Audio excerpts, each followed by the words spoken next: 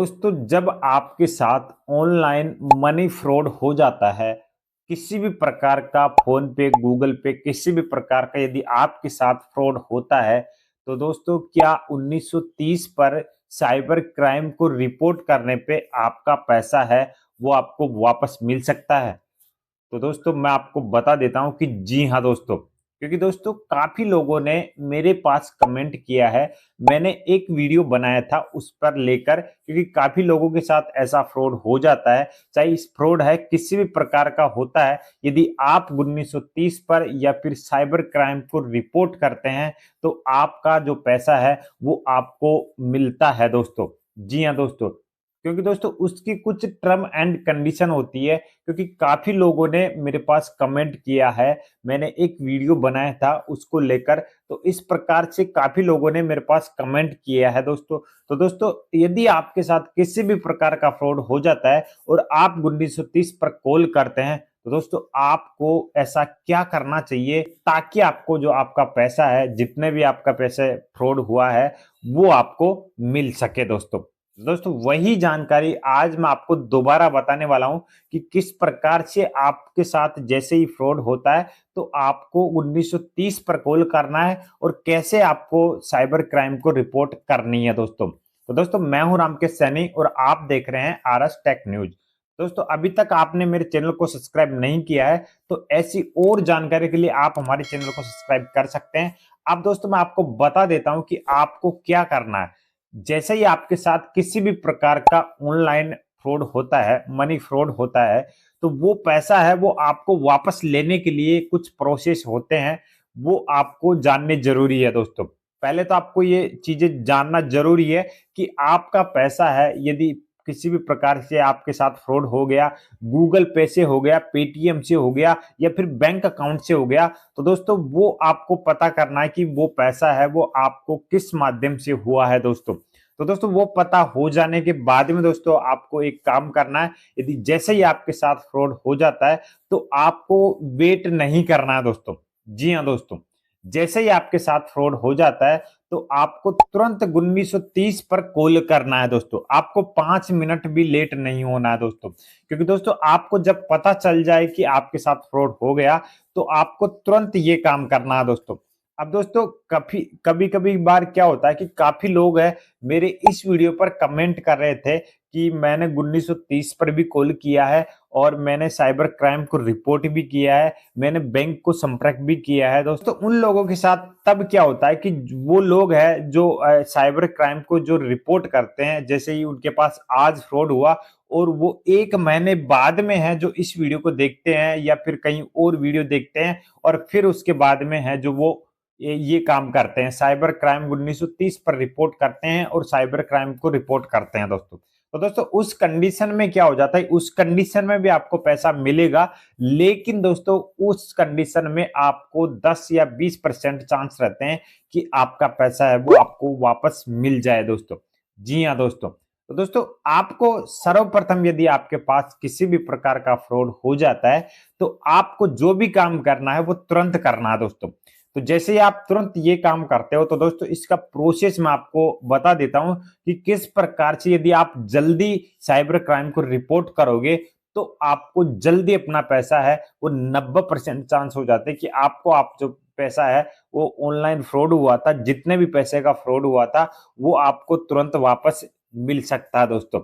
जी हाँ दोस्तों, अब दोस्तों मैं आपको बता देता हूं कि किस प्रकार से आपको क्या करना है कि जैसे ही आप या आपके साथ कोई भी ऑनलाइन फ्रॉड होता है, मनी फ्रॉड होता है, तो आपको तुरंत एक काम करना है कि साइबर क्राइम को रिपोर्ट कर देनी है। तो जैसे ही आप साइबर क्राइम को रिपोर्ट कर दोगे तो जो आपका पैसा है आपके बैंक अकाउंट से कटा हुआ था तो वो किसी दूसरे बंदे के अकाउंट में ना ट्रांसफर हो दोस्तों। तब तक पैसा, जैसे ही आपने साइबर क्राइम को रिपोर्ट कर दी, जिस भी अकाउंट में आपका पैसा गया है वो अकाउंट अब फ्रीज हो जाएगा, होल्ड हो जाएगा और आपका पैसा है वो उसी के अंदर फंसा रह जाएगा।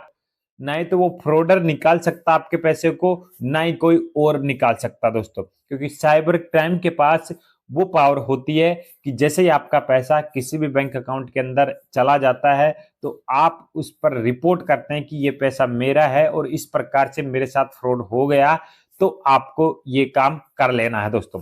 अब दोस्तों साइबर क्राइम को रिपोर्ट किस किस माध्यम से करनी है, क्योंकि कई लोग हैं जो 1930 पर कॉल करके बैठ जाते हैं कि हमने साइबर क्राइम को रिपोर्ट कर दी दोस्तों। तो दोस्तों ऐसा बिल्कुल भी नहीं है। आपको एक काम करना है कि जैसे ही आप साइबर 1930 पर कॉल करोगे और उसको सारी बात बतानी है आपको कि आपके साथ है जो किस प्रकार का फ्रॉड हुआ, कितने पैसे का फ्रॉड हुआ और कितनी तारीख को हुआ दोस्तों।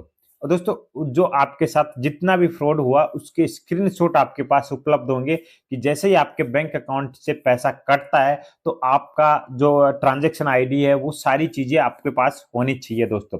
अब दोस्तों जैसे ही आप उन पे कॉल करोगे तो आपको एक कॉल कटने के तुरंत बाद, जैसे आपकी बात हो गई पूरी और कॉल कटने के तुरंत बाद आपको एक एनक्लोजमेंट नंबर मिलता है और वो आपको क्या करना है कि आपको जो ऑफिशियल वेबसाइट है साइबर क्राइम की, तो आपको उस पर विजिट करना है। और विजिट करने के बाद में दोस्तों आपको यहाँ पर है जो सारी चीजें अपलोड करनी है कि आपके साथ फ्रॉड हुआ है, वो किस माध्यम से हुआ है, कितने पैसे का हुआ है और कितनी तारीख को हुआ है दोस्तों। और आपको वहां पर एक स्क्रीनशॉट अपलोड करने का ऑप्शन भी मिलेगा जिसमें आप 4-5 फोटो अपलोड कर सकते हैं दोस्तों।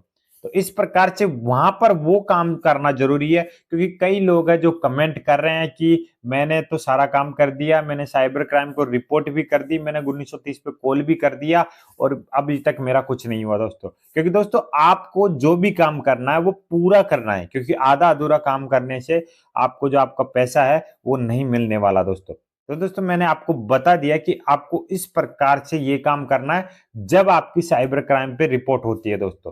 तो जैसे ही आपका पैसा है जो होल्ड हो जाता है, जैसे ही आप ये काम करोगे तो आपका पैसा है जिस भी अकाउंट में गया है वो अकाउंट होल्ड हो जाता है। और होल्ड होने के बाद में दोस्तों आपको क्या करना है कि यदि आपका पैसा है या तो ऑटोमेटिकली आपके अकाउंट में आ जाएगा, यदि नहीं आता है तो आपको एक वकील को हायर करना है दोस्तों। जी हाँ दोस्तों, और वकील को ऐसा हायर करना है ताकि उसको नॉलेज हो, पूरी बात की नॉलेज होनी चाहिए। ऐसा नहीं है कि आपने एक छोटे मोटे वकील को हायर कर लिया दोस्तों। तो दोस्तों वकील को हायर करने के बाद में आपको क्या करना है कि वो आपको उसको सारी बात बतानी है कि मेरे साथ इतना इतना फ्रॉड का जो फ्रॉड हुआ है वो हो गया है इतने पैसों का, और अब मेरा पैसा है जो मैंने साइबर क्राइम को रिपोर्ट भी कर दी थी और रिपोर्ट करने के बाद में है जो इतना पैसा है वो होल्ड हो गया। और होल्ड होने के बाद में है जो अब मैं ये पैसा है साइबर क्राइम टीम के पास है तो मैं इस पैसे को निकलवाना चाहता हूँ। ये बात आपको जो वकील है उसको ये बात बोलनी है दोस्तों। तो दोस्तों वो उसकी कंडीशन है कि वो किस प्रकार से उसको निकलवाए, तो वो आपका पैसा है वो निकलवा सकता है दोस्तों। तो इस प्रकार से आपका जो फ्रॉड हुआ पैसा है वो आपको मिल सकता है दोस्तों।